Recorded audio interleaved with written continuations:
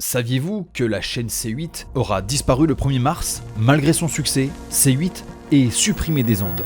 À l'origine de cette décision, un organisme pour le moins mystérieux, l'Arcom. Mais quelle est la vocation de cette autorité de régulation de l'audiovisuel pour le moins opaque? Anciennement CSA, l'Arcom crève l'écran ces derniers mois et fait pleuvoir des sanctions financières sur les chaînes C8 et CNews. Doté d'un budget de 46 millions d'euros, l'Arcom est dirigé par un collège de hauts fonctionnaires non élus et son président, nommé directement par Emmanuel Macron. Mais l'Arcom est-elle vraiment indépendante ou sous influence politique? Car derrière l'aspect très institutionnel, un agenda politique semble se dessiner. Alors que C8 bat des records d'audience et devient la première chaîne de la TNT, l'Arcom décide de ne pas renouveler la fréquence de C8. En cause, des sanctions répétées à son encontre, car jugées politiquement incorrectes. Révélé par le journal Valeurs Actuelles, l'Arcom organise en 2022 une conférence en interne sur la diversité et l'inclusion des minorités raciales, prodiguée par une sociologue décoloniale. Bon alors, si je suis une femme blanche handicapée, est-ce que je suis intersectionnelle? Au sens théorique, non. Parce que en fait, l'intersectionnalité a vraiment comme unité de base la caution raciale. L'Arcom a-t-elle eu recours à des comptages ethniques? En novembre 2024, l'institution fait paraître un rapport pour le moins douteux. Le document déplore que seulement 13% de non-blancs seraient visibles à l'antenne, mais également une sous-représentation des femmes et des minorités de genre, reprenant à son compte le discours racialiste et diversitaire de l'idéologie woke. Son nouveau président, Martin Hajdari, est ancien directeur de l'Opéra de Paris et coutumier de ces comptages ethniques. Nous avons décidé d'aller interroger son nouveau président et comprendre jusqu'à où pourrait aller cette censure qui ne dit pas son nom. Donc là, on est devant le siège de l'Arcom. C'est une institution qui ne répond pas beaucoup aux sollicitations et qui ne justifie pas beaucoup ses décisions. J'ai envoyé plusieurs demandes d'interview avec une relance pour demander juste une interview avec un représentant de l'Arcom et comprendre un peu la stratégie, comprendre pourquoi il y a ces politiques de diversité, pourquoi il y a ce rapport qui est sorti sur la diversité à la télévision, pourquoi on supprime la chaîne C8 alors qu'elle a un succès phénoménal et que c'est la première chaîne de la TNT. Donc, n'ayant pas eu de réponse, je vais essayer d'aller trouver une réponse sur place directement avec eux. C'est parti.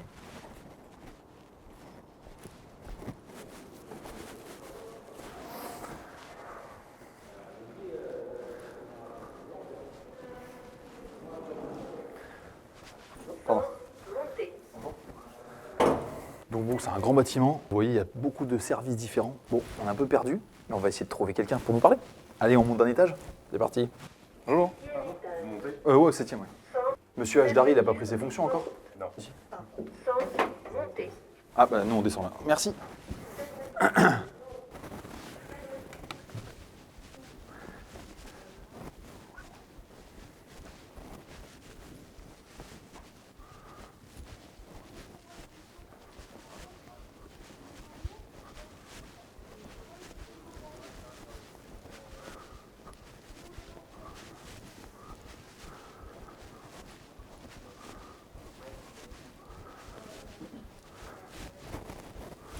Bonjour Monsieur Hajdari.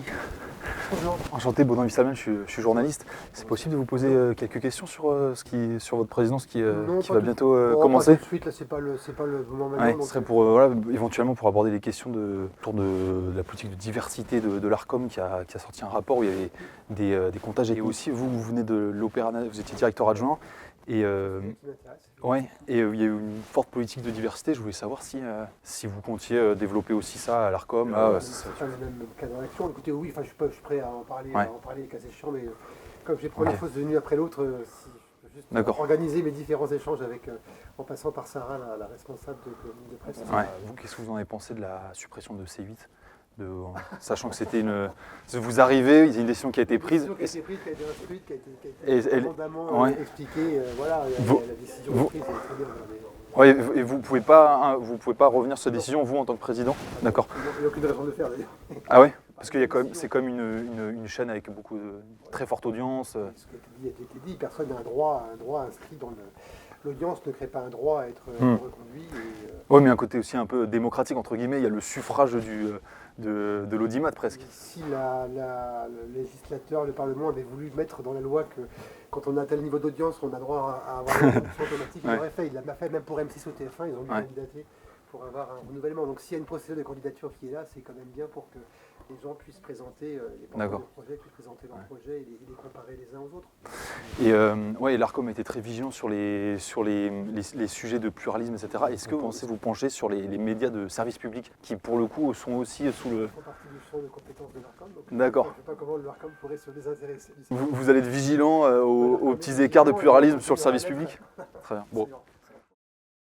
Vous le voyez, Martin Hajdari reste très évasif sur la question de C8. Pourtant, c'est la plus importante, parce qu'elle va rester cette question. C'est même une question démocratique, car les Français payent la redevance et que la France compte pléthore de médias de service public qui sont loin d'être exemplaires. On reproche à cette chaîne d'avoir manqué de pluralisme, d'avoir commis des infractions, alors même que tous ces médias de service public ne respectent pas leurs engagements avec l'argent des Français. Le débat ne fait que commencer sur la question de la régulation de l'audiovisuel, alors même que la suppression de C8 est ressentie comme une énorme censure.